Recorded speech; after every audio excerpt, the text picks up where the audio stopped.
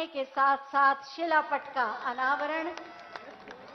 सरयू नहर राष्ट्रीय परियोजना राष्ट्र को समर्पित, 30 लाख किसानों की सिंचाई के लिए लाभ का अवसर, जल शक्ति से जन शक्ति का प्रारंभ।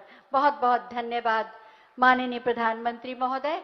आपके बटन दबने के साथ ही राप्ती और सरयू बैराज के गेट खोल दिए गए हैं और प्रवाह प्रारंभ हो गया है। 9 नदियां जुड़कर 5 नदियां जुड़कर 9 जनपदों के 30 लाख किसानों के खेतों को सींचने के लिए बह चली हैं। जल शक्ति से जन शक्ति का प्रारंभ।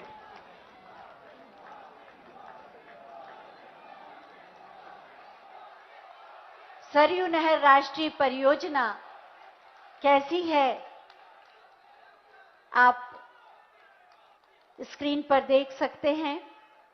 प्रवाहित हो रहा है जल, गेट खोल दिए गए हैं। इसी परियोजना पर एक छोटी सी फिल्म हमने बनाई है जिससे आप पूरी जानकारी पा सकें। आइए देखते हैं ये छोटी सी फिल्म।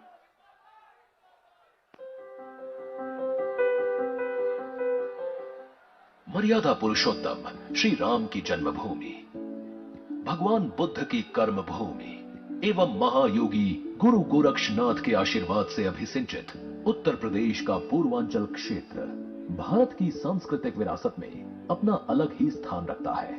पूर्वांचल का ये क्षेत्र हिमालय पर्वत श्रृंखला की तराई में स्थित है और यहाँ से प्रवाहित होने वाली समस्त नदियों का उद्गम हिमालय ही है। घाघरा नदी के बाईं ओर कोई नहर प्रणाली निर्मित न होने के कारण ये क्षेत्र वर्षों से सिंचाई सुविधाओं से वंचित रहा। सिंचाई की इस समस्या को दूर करने के लिए बाई घाघरा नहर परियोजना की परिकल्पना की गई। पहले की सरकारों द्वारा की गई उपेक्षा एवं इच्छा शक्ति के अभाव में ये परियोजना 40 सालों से अधूरी पड़ी थी। वर्ष 2014 में माननीय प्रधानमंत्री श्री नरेंद्र मोदी जी के नेतृत्व में कृषि सिंचाई सुविधाओं के विकास हेतु देश में अभूतपूर्व कार्यों की शुरुआत की गई। वर्ष 2015 में मोर क्रॉप पर ड्रॉप व हर खेत को पानी के उद्देश्य से प्रधानमंत्री कृषि सिंचाई योजना का शुभारंभ हुआ, जो किसानों के लिए वरदान साबित हुई। वर्ष 2017 से पहले उत्तर प्रदेश के कई क्षेत्रों जैसे पूर्वांचल, बुंदेलखंड के कई भागों में सिंचाई के अभाव में खेती नहीं हो पाती थी। किसान बदहाल और भाग्य भरोसे थे। जो लोग आजकल किसानों के लिए गड़ियाली आंसू बहाते हैं, उनसे आपको पूछना चाहिए कि आखिर क्यों उन्हें अपने शासनकाल में देश भर में फैली इस तरह की अधूरी सिंचाई परियोजनाएं उनको नजर क्यों नहीं आई। वर्ष 2017 के बाद डबल इंजन की सरकार ने किसान हितों को सर्वोपरि रखते हुए वर्षों से अधूरी पड़ी विभिन्न सिंचाई परियोजनाओं पर तेजी से काम शुरू किया। उसी का परिणाम है कि 40 सालों से अधूरी पड़ी सरयू नहर राष्ट्रीय परियोजना को मात्र 4 वर्षों में पूर्ण किया। पूर्व प्रधानमंत्री श्रद्धेय अटल बिहारी वाजपेयी जी के नदियों को आपस में जोड़कर जल के इष्टतम उपयोग किए जाने के सपने को ये परियोजना साकार करेगी, जिसके अंतर्गत 5 नदियों को आपस में जोड़कर सिंचाई हेतु नहर प्रणालियों का निर्माण किया गया है। 9,800 करोड़ रुपए की लागत से निर्मित इस परियोजना के अंतर्गत 6,600 किलोमीटर लंबी 900 नहरों का निर्माण किया गया है, जिससे 6,600 किलोमीटर के बड़े क्षेत्रफल में छोटे एवं सीमांत किसानों को विशेष लाभ मिलेगा और खेती की लागत में कमी और उपज में वृद्धि होगी। इसके अलावा बोनस क्रॉप की खेती संभव होने से किसानों को अतिरिक्त लाभ होगा। साथ ही इस क्षेत्र में बाढ़ के प्रकोप से भी राहत मिलेगी। आज माननीय प्रधानमंत्री श्री नरेंद्र मोदी जी द्वारा प्रधानमंत्री कृषि सिंचाई योजना के अंतर्गत देश में चल रही 99 परियोजनाओं में से सबसे बड़ी परियोजना सरयू नहर राष्ट्रीय परियोजना का लोकार्पण किया जा रहा है। पूर्वांचल के 9 जनपदों की 15 लाख हेक्टेयर कृषि भूमि को सिंचाई की सुविधा प्राप्त होगी। सिंचनेन समृद्धि भवति की मूल भावना के साथ माननीय प्रधानमंत्री श्री नरेंद्र मोदी जी की प्रेरणा एवं माननीय मुख्यमंत्री योगी आदित्यनाथ जी के अथक प्रयासों से सरयू नहर राष्ट्रीय परियोजना से 30 लाख किसान लाभान्वित होंगे। सरयू नहर राष्ट्रीय परियोजना माननीय प्रधानमंत्री जी के किसानों की आय दोगुनी करने के संकल्प को पूरा करने, एवं किसानों के जीवन में खुशहाली लाने में महत्वपूर्ण भूमिका निभाएगी। सोच ईमानदार, काम दमदार। इस फिल्म के माध्यम से आपको जानकारी हासिल हुई सरयू नहर राष्ट्रीय परियोजना के बारे में। ये नया भारत है जो लीक से हटकर हर परिस्थिति में डटकर अपनी समृद्धि और विकास के रास्ते स्वयं बनाता है। हमें ये साहस, शक्ति और हमारे संकल्पों को सिद्धि का आशीर्वाद देते हैं माननीय प्रधानमंत्री माननीय श्री नरेंद्र मोदी जी। मैं बहुत ही आदर के साथ माननीय प्रधानमंत्री महोदय से आशीर्वचनों का अनुरोध करती हूं।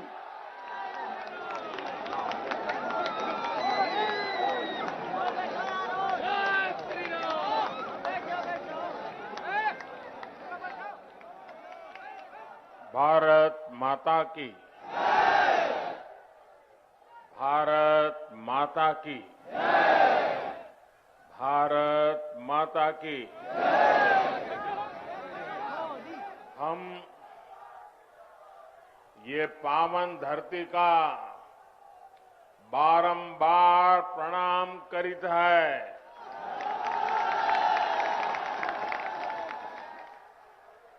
आज हमें आदि शक्ति मां पाटेश्वरी की पावन धरती और छोटी काशी के नाम से विख्यात बलरामपुर की धरती पर फिर आवे के मौका मिला। आपसे हमें खूब आशीर्वाद मिला है।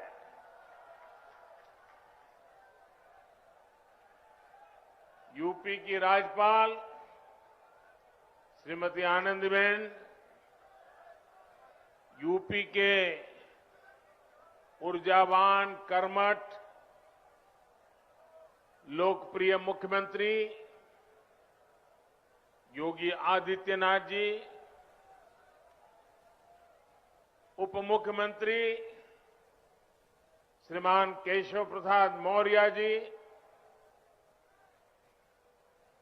केंद्रीय मंत्री गजेंद्र सिंह शेखावत, कौशल किशोर जी, राज्य सरकार में मंत्री महेंद्र सिंह, रमापति शास्त्री, मुकुट बिहारी वर्मा, ब्रजेश पाठक, आशुतोष टंडन, बलदेव ओलाद जी, श्री पलटूराम जी, मंच पर उपस्थित सभी संसद के मेरे साथीगण, सभी आदरणीय विधायकगण, जिला पंचायतों के सदस्य और मेरे प्यारे भाइयों और बहनों,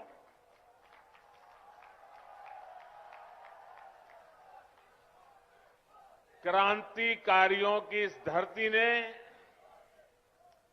देश के स्वतंत्रता संग्राम में अपना अमूल्य योगदान दिया है। राजा देवी बख्श सिंह, राजा कृष्ण दत्तराम और पृथ्वीपाल सिंह जैसे पराक्रमियों ने अंग्रेजी शासन से लोहा लेने में कोई कसर बाकी नहीं छोड़ी थी। अयोध्या में बन रहे प्रभु श्री राम के भव्य मंदिर की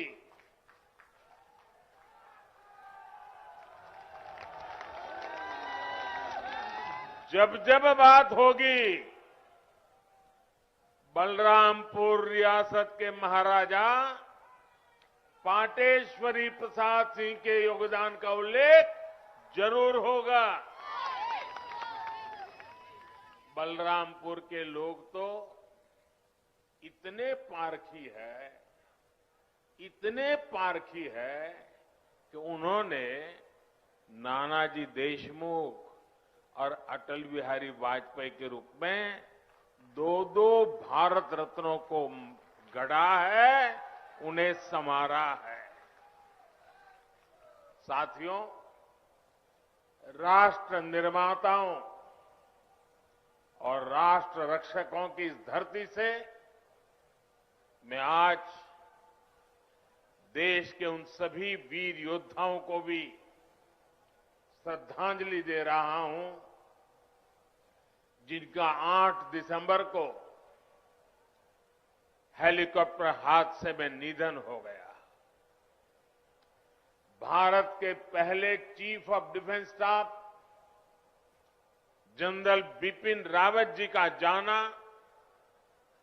हर भारत प्रेमी के लिए, हर राष्ट्र भक्त के लिए बहुत बड़ी क्षति है। जनरल बिपिन रावत जी जितने जांबाज थे, देश की सेनाओं को आत्मनिर्भर बनाने के लिए जितनी मेहनत करते थे, पूरा देश उसका साक्षी रहा है। एक सैनिक सिर्फ उसी समय तक सैनिक नहीं रहता जितने दिन वो सेना में रहता है। उसका पूरा जीवन एक योद्धा की तरह होता है। अनुशासन, देश की आन बान शान के लिए वो हर पल समर्पित होता है। गीता में कहा गया है, नैनम छिदन्ति शस्त्राणि नैनम दहति पावकः, ना शस्त्र उसे छिन्न भिन्न कर सकते हैं, ना अग्नि उसे जला सकती है। जनरल बिपिन रावत आने वाले दिनों में अपने भारत को नए संकल्पों के साथ वे जहां होंगे वहां से भारत को आगे बढ़ते हुए देखेंगे। देश की सीमाओं की सुरक्षा बढ़ाने का काम, बॉर्डर इंफ्रास्ट्रक्चर को मजबूत करने का काम, देश की सेनाओं को आत्मनिर्भर बनाने का अभियान, तीनों सेनाओं में तालमेल सुदृढ़ करने का अभियान, ऐसे अनेक काम तेजी से आगे बढ़ता रहेगा। भारत दुख में है, लेकिन दर्द सहते हुए भी हम ना अपनी गति रोकते हैं और ना ही हमारी प्रगति। भारत रुकेगा नहीं, भारत थमेगा नहीं।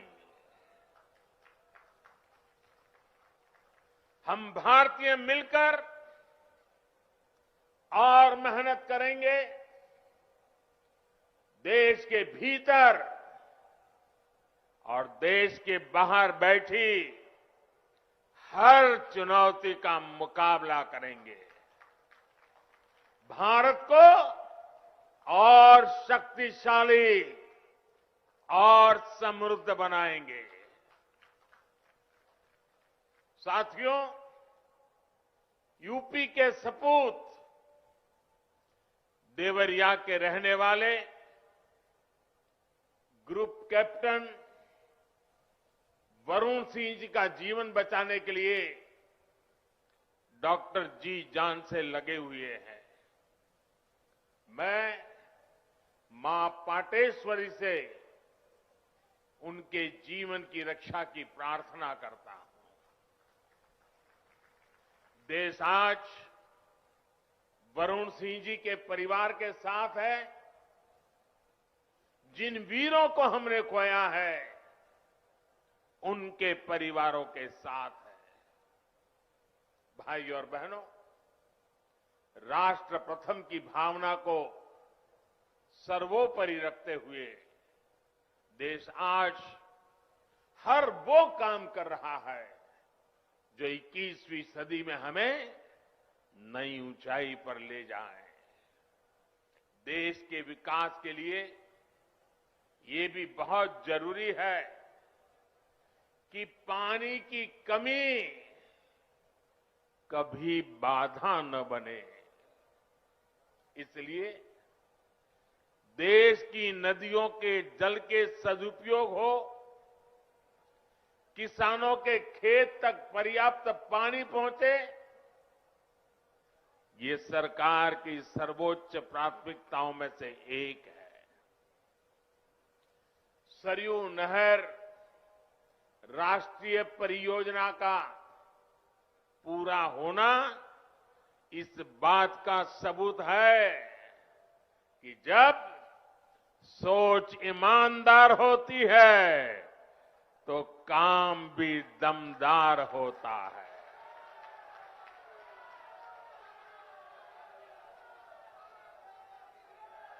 दशकों से आप इसके पूरे होने का इंतजार कर रहे थे। घाघरा, सरयू, राप्ती, बाणगंगा और रोहिणी की जल शक्ति अब इस क्षेत्र में समृद्धि का नया दौर लेकर आने वाली है। बलरामपुर के साथ साथ बहराइच, गोंडा, श्रावस्ती, सिद्धार्थनगर, बस्ती, गोरखपुर, महाराजगंज और कुशीनगर के सभी साथियों को, लाखों मेरे किसान भाइयों बहनों को आज हृदय से बहुत बहुत बधाई देता।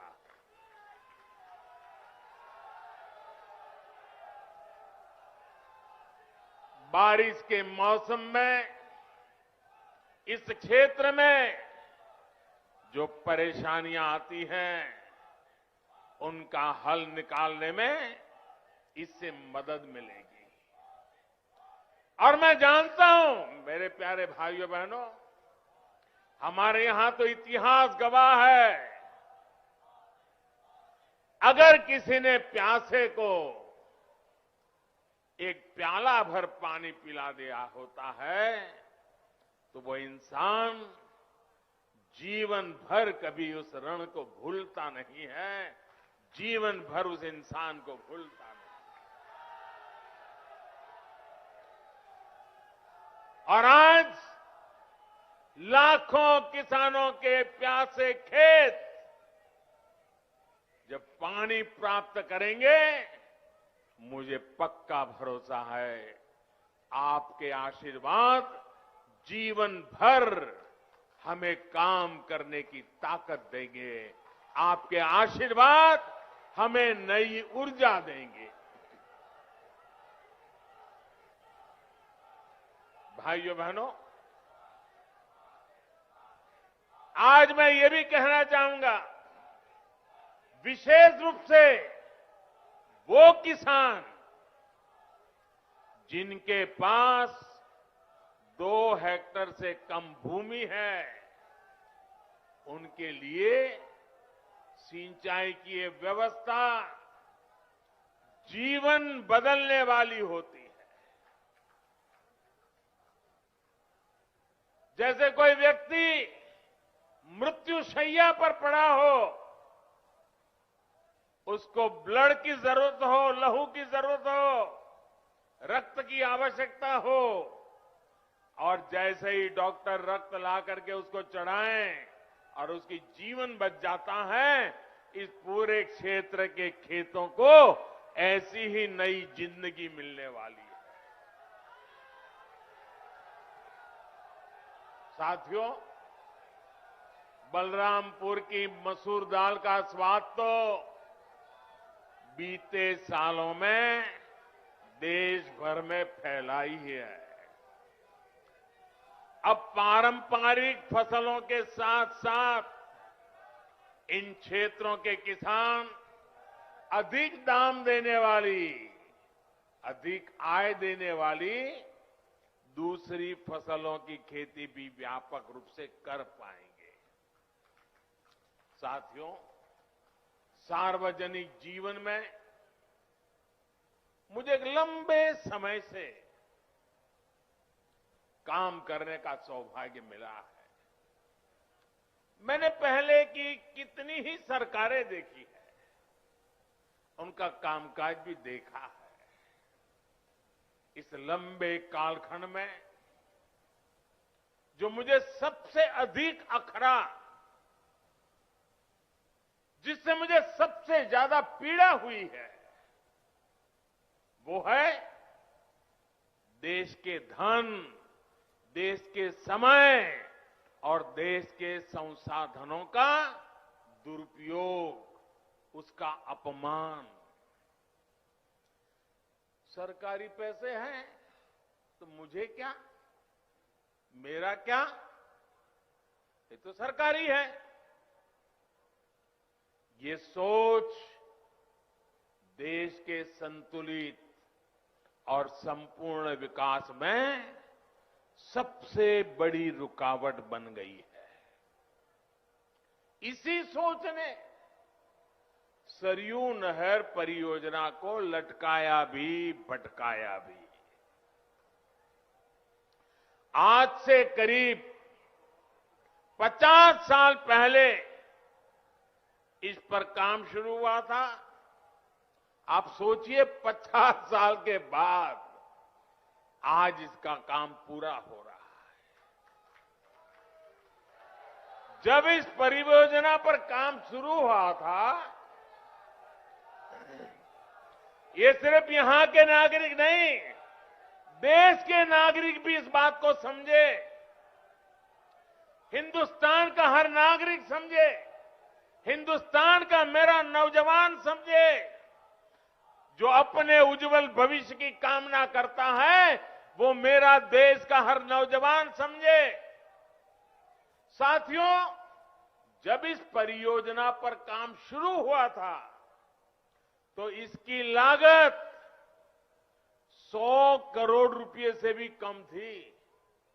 जरा आप बोलेंगे कितनी लागत थी उस समय जब शुरू होना था तब? कितनी थी? कितनी थी? 100 करोड़। और आज कहां पहुंचा मालूम है? आज ये लगभग 10,000 करोड़ रुपए खर्च करने के बाद पूरी हुई है। 10,000 करोड़ कितना? कितना? पहले होना था 100 करोड़ में, आज हुआ 10,000 करोड़ में। ये पैसा किसका था भाइयों? ये पैसा किसका था? ये धन किसका था? आपका था कि नहीं था? इसके मालिक आप थे कि नहीं थे? आपके मेहनत का एक एक रुपया सही समय पर सही काम के लिए उपयोग होना चाहिए था कि नहीं होना चाहिए था? जिन्होंने नहीं किया वे आपके गुनहगार है कि नहीं है? आपके गुनहगार है कि नहीं है? ऐसे लोगों को आप सजा देंगे कि नहीं देंगे? पक्का देंगे?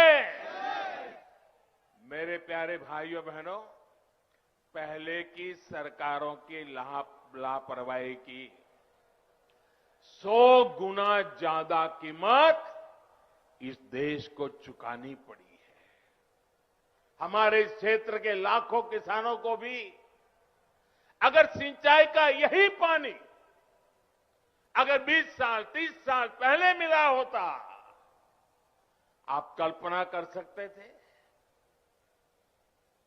अगर मेरे किसान के पास पानी होता, पिछले 25-30 साल में पानी उसके पास पहुंचा होता, तो वो सोना पैदा करता कि नहीं करता? देश का खजाना भर देता कि नहीं भर देता? अपने बच्चों की शिक्षा दीक्षा अच्छी कर पाता कि नहीं कर पाता? भाइयों बहनों, दशकों से इस देरी की वजह से मेरे यहां के किसान भाइयों बहनों का भी अरबों खरबों रुपयों का नुकसान हुआ है। वैसे साथियों, जब मैं आज दिल्ली से चला तो सुबह से मैं इंतजार कर रहा था कि कब कोई आएगा, कहेगा कि मोदी जी, इस योजना का फीता तो हमने काटा था,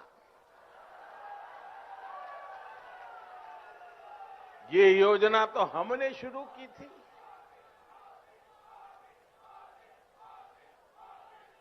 कुछ लोग हैं जिनकी आदत है ऐसा कहने की। हो सकता है बचपन में इस योजना का फीता भी उन्होंने ही काटा हो। साथियों, कुछ लोगों की प्राथमिकता फीता काटना है, हम लोगों की प्राथमिकता योजनाओं को समय पर पूरा करना है।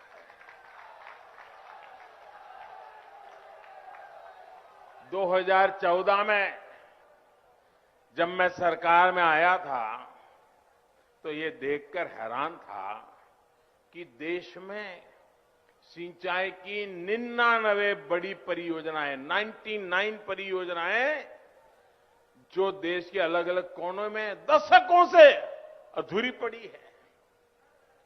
हमने देखा कि सरयू नहर परियोजना में कितनी ही जगहों पर नहरें आपस में जुड़ी ही नहीं थी, पानी आखिरी छोर तक पहुंचाने की व्यवस्था ही नहीं थी। सरयू नहर परियोजना में जितना काम 5 दशक में हो पाया था, उससे ज्यादा काम हमने 5 साल से पहले करके दिखाया है। साथियों, यही तो डबल इंजन की सरकार है, यही तो डबल इंजन सरकार के काम का रफ्तार है। और आप याद रखिए, योगी जी के आने के बाद हमने बाण सागर परियोजना का लोकार्पण किया। कुछ दिन पहले ही अर्जुन सहायक नहर परियोजना का लोकार्पण किया। इसी हफ्ते गोरखपुर में जो फर्टिलाइजर कारखाने और एम्स का लोकार्पण किया गया, उनका भी बरसों से इंतजार हो रहा था। कुशीनगर इंटरनेशनल एयरपोर्ट की भी फाइलें बरसों से चल रही थी, लेकिन इस एयरपोर्ट को भी शुरू करवाने का काम डबल इंजन की सरकार ने ही किया है। साथियों, हमारी सरकार किस तरह बरसों पुराने सपनों को साकार कर रही है, इसका एक और उदाहरण केन बेतवा लिंक परियोजना भी है। सालों से इस परियोजना की मांग हो रही थी। अभी 2-3 दिन पहले ही कैबिनेट ने इस परियोजना को स्वीकृति दे दी है और इस पर 45,000 करोड़ रुपए खर्च किए जाएंगे। ये उत्तर प्रदेश को इतनी बड़ी सौगात मिल रही है, 45,000 करोड़ रुपए खर्च किए जाएंगे। ये परियोजना बुंदेलखंड को जल संकट से मुक्ति दिलाने में बड़ी भूमिका निभाएगी। भाइयों और बहनों, आज देश में आजादी के बाद पहली ऐसी सरकार है जो छोटे किसानों की सूद ले रही है। पहली बार 2 हेक्टेयर से कम भूमि वाले छोटे किसानों को सरकारी लाभ से, सरकारी सुविधा से जोड़ा गया है। बीज से लेकर बाजार तक से लेकर खलिहान तक उनकी हर तरह से मदद की जा रही है। इन छोटे किसानों के बैंक खातों में पीएम किसान सम्मान निधि के हजारों करोड़ रुपए सीधे भेजे जा रहे हैं। उनकी आय बढ़ाने के लिए उन्हें खेती से जुड़े अन्य विकल्पों की तरफ भी प्रेरित किया जा रहा है। ऐसे विकल्प जिसमें बहुत बड़ी जमीन की उतनी जरूरत नहीं पड़ती, उन्हें इसका मार्ग दिखाया जा रहा है।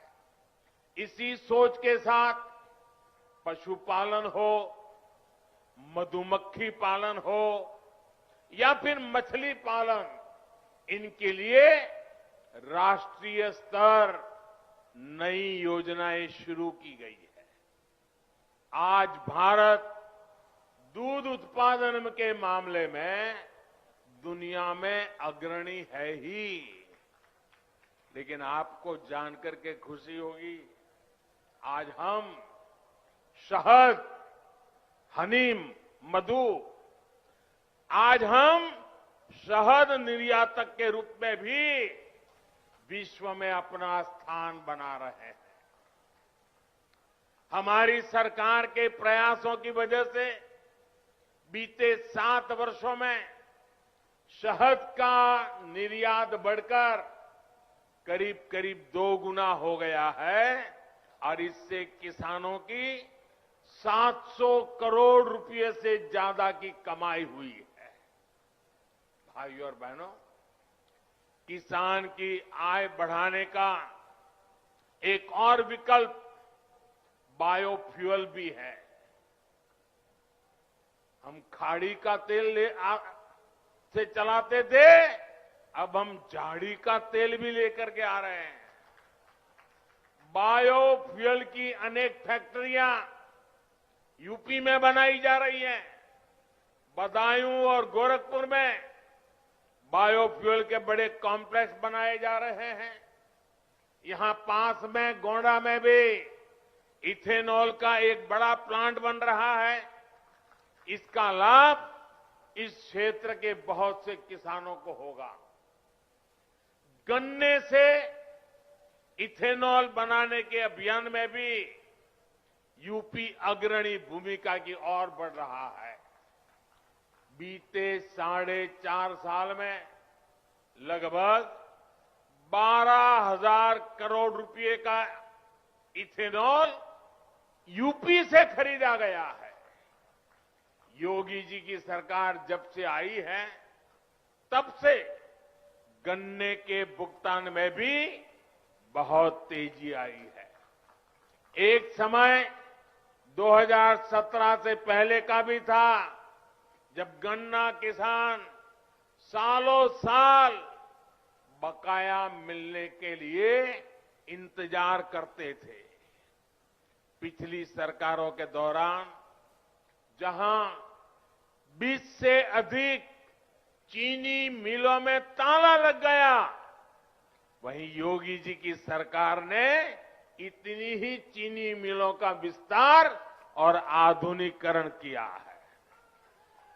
मैं आज बलरामपुर से देश भर के किसानों को एक विशेष निमंत्रण भी देना चाहता हूं और मैं चाहूंगा सिर्फ उत्तर प्रदेश के नहीं, देश भर के किसान मेरे इस निमंत्रण का स्वीकार करें और मेरे साथ जुड़े।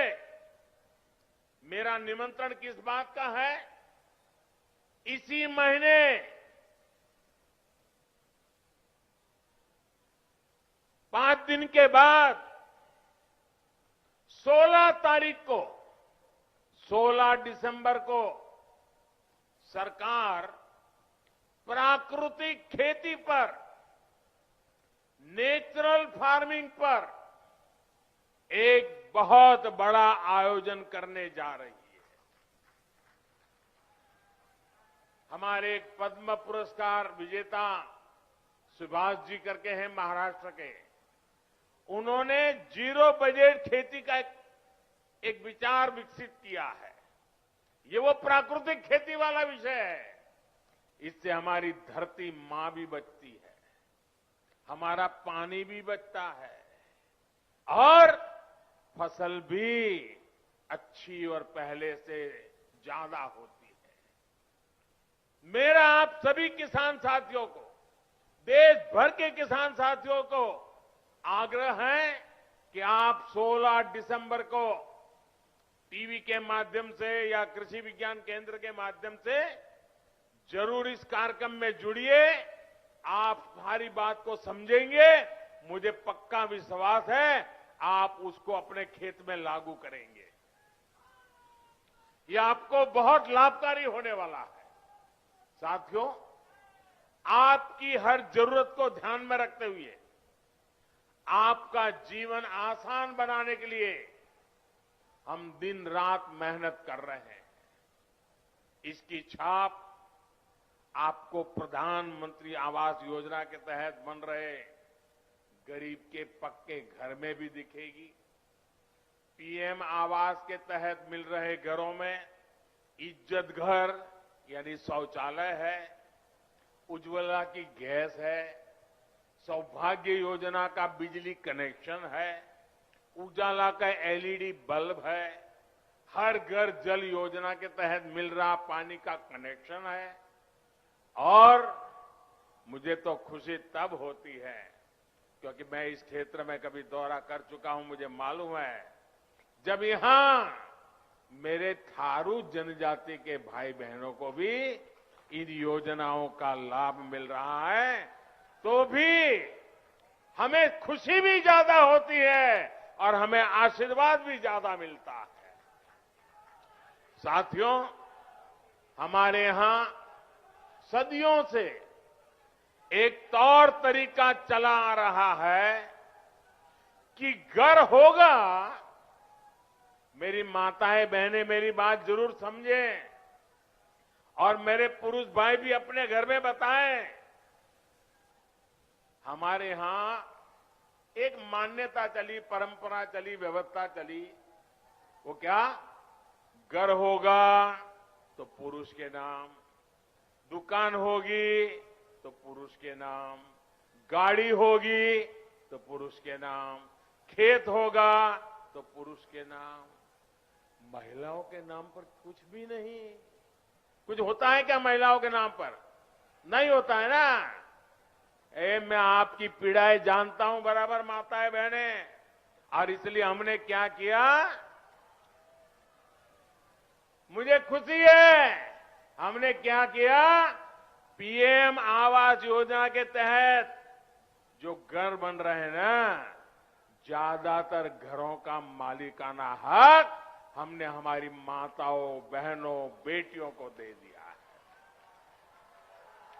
इस वजह से देश में ऐसी बहनों की संख्या में बहुत अधिक वृद्धि हुई है जिनके अपने नाम पर कम से कम एक प्रॉपर्टी तो है। डबल इंजन की सरकार के प्रयासों से यूपी के 30 लाख से अधिक गरीब परिवारों को पक्का घर मिल चुका है।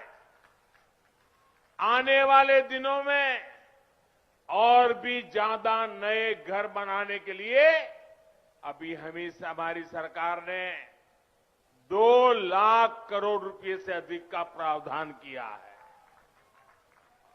यानी जिनको अभी तक पक्के घर नहीं मिले उन्हें आने वाले समय में भी जरूर मिलेंगे।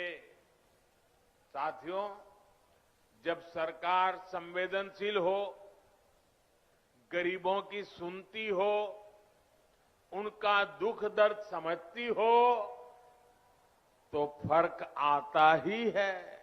आता है कि नहीं आता है? फर्क आता है कि नहीं आता है? फर्क आता है कि नहीं आता है? अभी देश 100 साल में आई सबसे बड़ी महामारी से लड़ रहा है। कोरोना आने के बाद हर कोई यही सोच रहा था कि क्या होगा, कैसे होगा।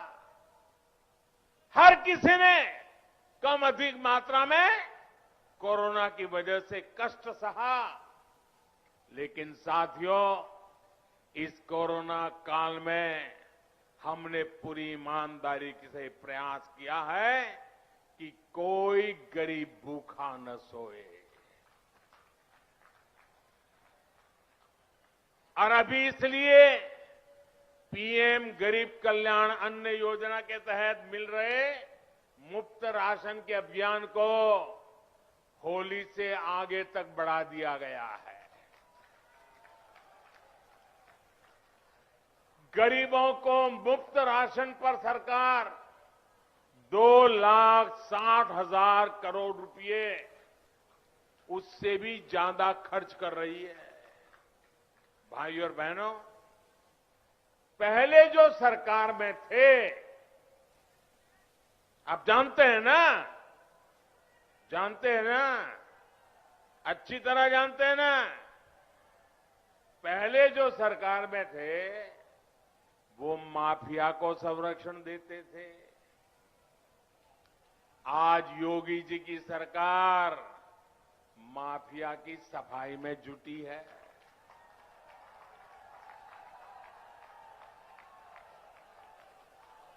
तभी तो यूपी के लोग कहते हैं फर्क साफ है। पहले जो सरकार में थे वो बाहुबलियों को बढ़ाते थे। आज योगी जी की सरकार गरीब, दलित, पिछड़े और आदिवासी सभी को सशक्त करने में जुटी है। तभी तो यूपी के लोग कहते हैं फर्क साफ है। पहले जो सरकार में थे वो यहां जमीनों पर अवैध कब्जे करवाते थे।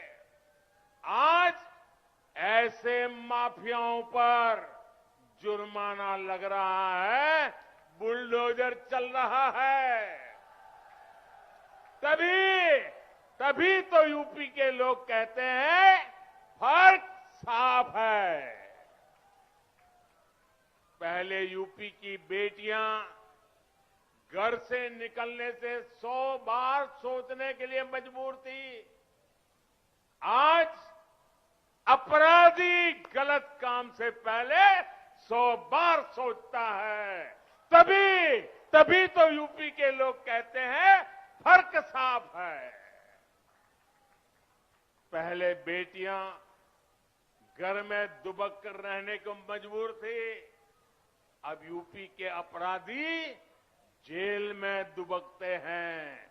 तभी तो कहते हैं फर्क साफ है। साथियों, आज मैं एक और योजना के बारे में जरूर बताना चाहता हूं जो यूपी के लोगों की बहुत मदद करने वाली है, और ये योजना है स्वामित्व योजना। स्वामित्व योजना के तहत आज गांवों में प्रॉपर्टी की मैपिंग कराकर घरों के, खेतों के मालिकाना हक के कागज लोगों को दिए जा रहे हैं। ये अभियान कुछ ही समय में यूपी के हर गांव तक पहुंचने वाला है। इससे आपको अवैध कब्जे के डर से मुक्ति मिलेगी और बैंकों से मदद लेना भी आपके लिए आसान हो जाएगा। अब गांव के युवाओं को बैंक से अपने काम के लिए पैसा जुटाने में दिक्कत भी नहीं आएगी। साथियों, हम सभी को मिलकर उत्तर प्रदेश को नई ऊंचाई पर ले जाना है। उत्तर प्रदेश की नई पहचान देनी है। उत्तर प्रदेश को दशकों पीछे धकेलने वाले लोगों से आपको निरंतर सतर्क रहना है। भाइयों बहनों, एक बार फिर से आप सभी को सरयू नहर परियोजना के लिए बहुत बहुत बधाई देता हूं। मेरे साथ दोनों हाथ ऊपर करके पूरी ताकत से बोलिए, भारत माता की, भारत माता की, भारत माता की। बहुत बहुत धन्यवाद।